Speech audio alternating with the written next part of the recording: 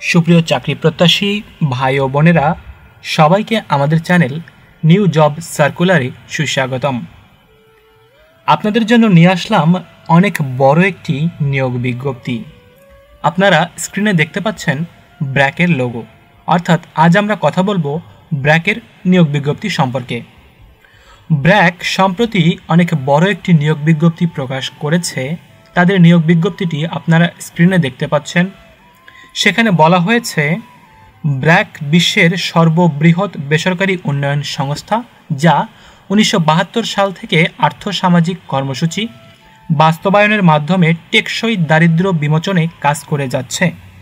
BRAC micro finance প্রান্তিক মানুষের জীবন ও জীবিকার উন্নয়নে সহায়তা প্রদানের লক্ষ্যে প্রায় 30,000 কর্মীর মাধ্যমে দেশের বিভিন্ন প্রান্তে 2600 শাখায় 65 লক্ষের বেশি পরিবারকে সঞ্চয় ও ক্ষুদ্র ঋণ সেবা প্রদান করছে। যে পদে নিয়োগ দেওয়া হয়েছে সেই পদটির নাম কর্মসূচি সংগঠক দাবি। কর্মসূচি সংগঠক মাঠ পর্যায়ে জরিপের মাধ্যমে সম্ভাবনাময় দরিদ্র ও সীমিত আয়ের নারী ঋণ গ্রহীতা নির্বাচন করে দলগতভাবে ঋণ বিতরণ, নির্ধারিত সময়ে ঋণের কিস্তি ও সঞ্চয় আদায় এবং দ্রুততর সময়ের মধ্যে গ্রাহক সেবা নিশ্চিত করবেন। অর্থাৎ কর্মসূচি সংগঠক দাবি হিসেবে যারা নিয়োগ পাবেন তাদের কাজ হবে মাঠ পর্যায়ে দলগতভাবে ঋণ প্রদান করা এবং নারীদের স্বাবলম্বী করে সেই ঋণের কিস্তি আদায় করা। অর্থাৎ ক্ষুদ্র ঋণ প্রকল্পে আপনাদের চাকরি করতে হবে। দেখে নেওয়া যাক শিক্ষাগত যোগ্যতা।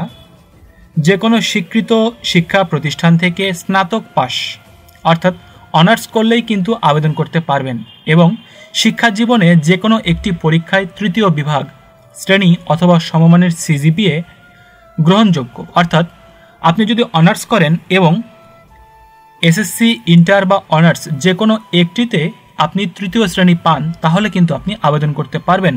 আর যদি কোনোটিতে তৃতীয় শ্রেণী না থাকে, সবগুলোই সেকেন্ড ক্লাস বা ফার্স্ট ক্লাস থাকে, তাহলে খুবই ভালো।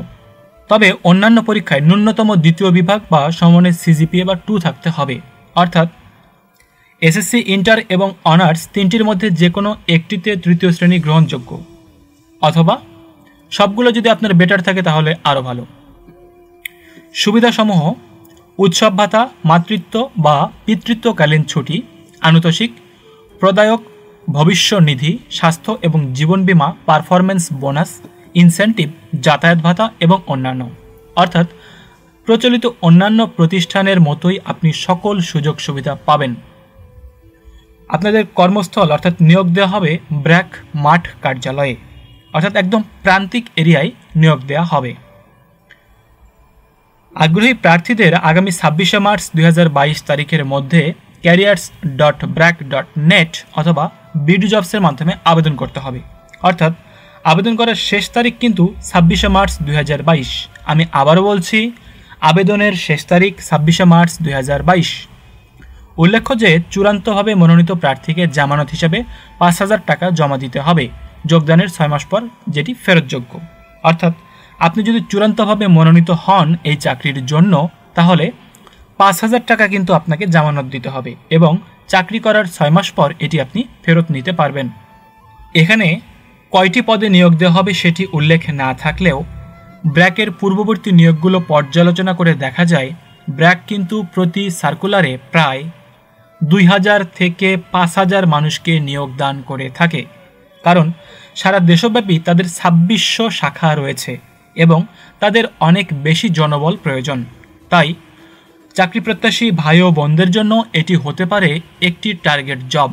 সুতরাং আর দেরি না করে 26 মার্চ 2022 তারিখের মধ্যেই careers.brack.net অথবা বিডি জবসের মাধ্যমে আবেদন করে ফেলুন।